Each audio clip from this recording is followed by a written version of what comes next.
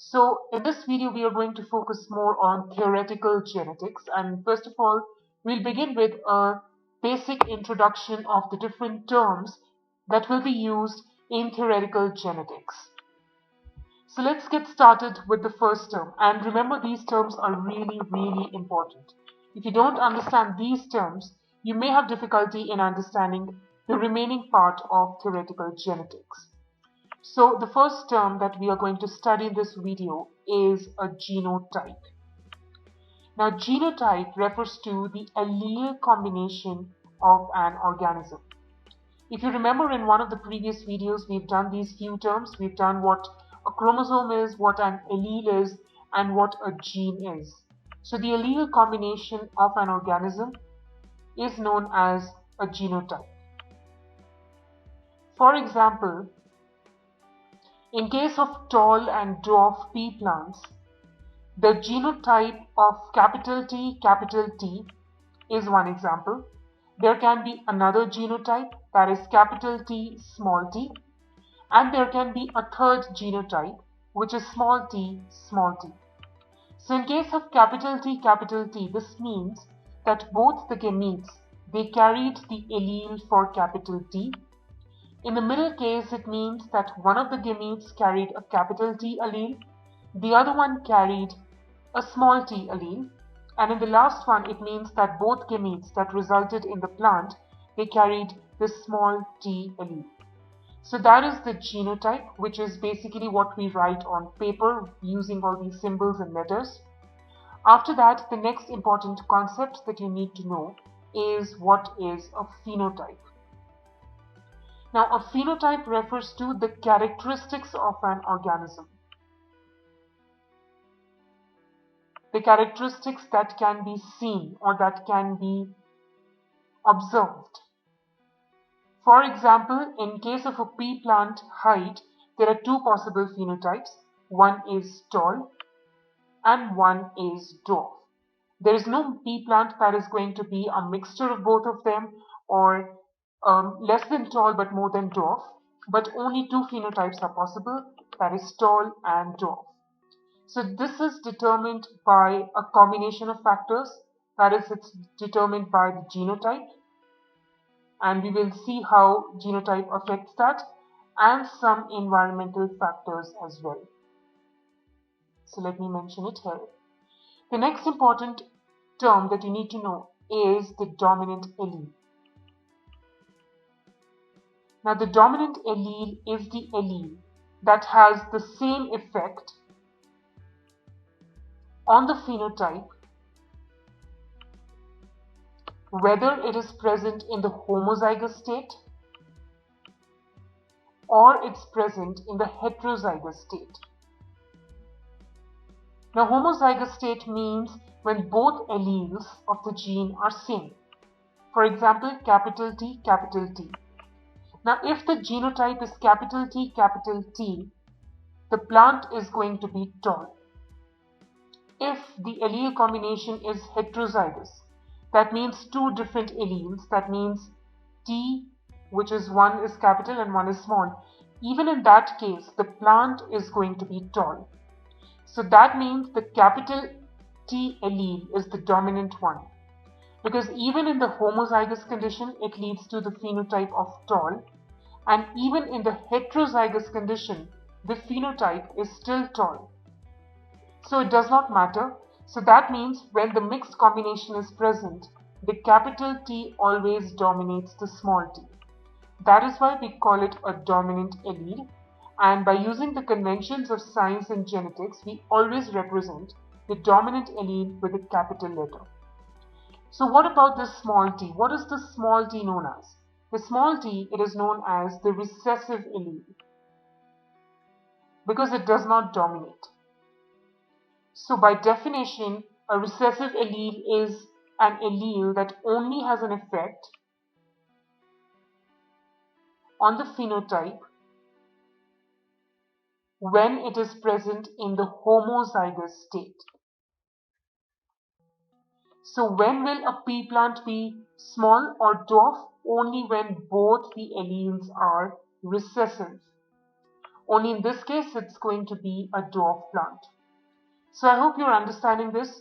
Let's take another example to explain this, because this is a very, very, very important term and a very important concept. Let's take example of a flower, and let's suppose the color of the flower is of two types. One is red and some of the flowers are purple. Now, if we say that red is the dominant allele and purple is the recessive allele, so what we can do is we can have three different combinations. Let's suppose one of the parent gave the allele R, the other one also gave the same allele R. So the result of both of them is going to be a plant with the allele combination of capital R, capital R. And since this is dominant, so the plant is going to be red in color. However, if one of the parents gives it a capital R and the other parent gives it the allele of small r, the combination will be capital R, small r in the plant. And since this is the dominant allele, even in the heterozygous condition, the capital R is going to influence the small r, so the plant is still going to be red. Let's take a third case, the third and the last case, which is both parents give the purple allele, which is small r, small r. So obviously all the infants or all the children or the offspring are going to have small r, which is the recessive allele, and that is why this case would give you purple flowers. So I hope this is clear, and you can use this on a variety of examples. So this is about dominant and recessive alleles. However, there are a few other types of alleles as well. They are known as codominant alleles. In case of codominant alleles, now how are they different? In case of codominant alleles, these are pairs of alleles that both affect the phenotype when present in a heterozygous state. So they both affect the phenotype when present in a heterozygous state. Alright, let's take one example. Let's take example of a rose plant. And let's say the dominant allele is red.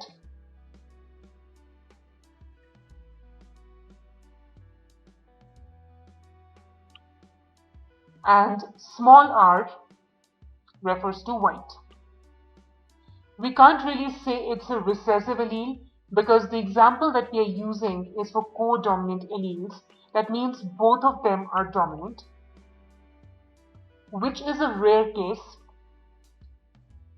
but it is still possible. So usually in examinations and in tests, you get separate questions where codominant alleles are mentioned. Apart from those questions where codominant is mentioned, you have to consider that one of the alleles is dominant and the other one is recessive. So what will happen in this case? You will have three different combinations. One parent gives you capital R, the other parent also gives you capital R. So the resultant plant will have capital R, so it will be a red rose. Another case, each of the parent plants gives small r gametes, and the resulting offspring will have both alleles of the white, so it's going to be a white rose. Now what if it's a heterozygous state? You have a capital R allele from one plant and the small r allele from the other parent plant. The resultant genotype is capital R, small r.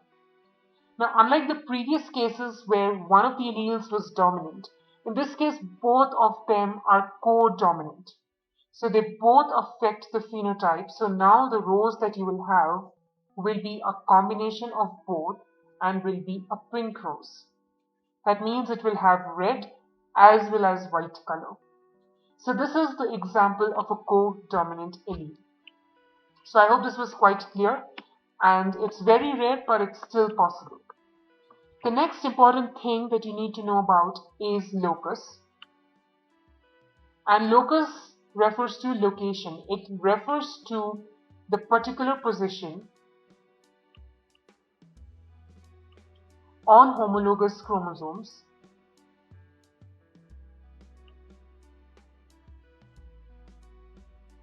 of a gene.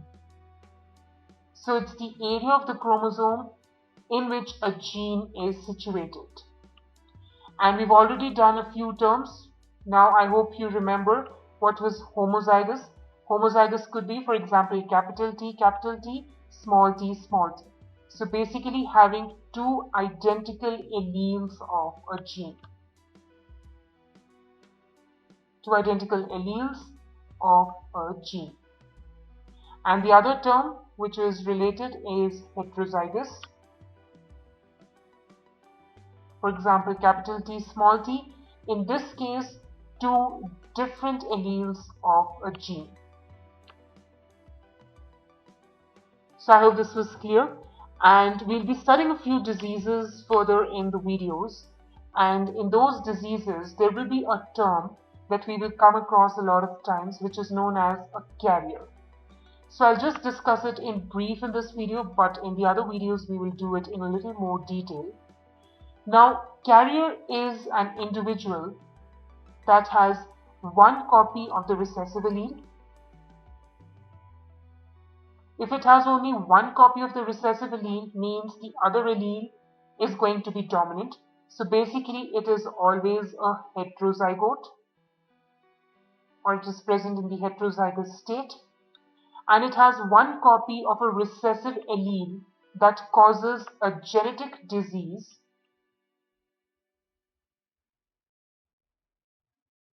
in individuals that are homozygous for this allele.